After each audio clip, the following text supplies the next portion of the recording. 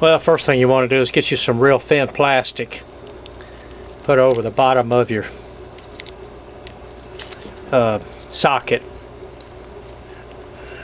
Get that in there because you don't want that epoxy to get in there to glue it to your don't try to push it in all the way, just a little bit, because if you try to go too far it's going to tear the plastic. Okay, now we need to hold this thing straight up.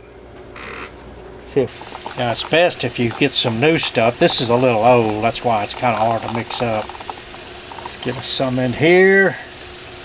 Put it down in there best you can.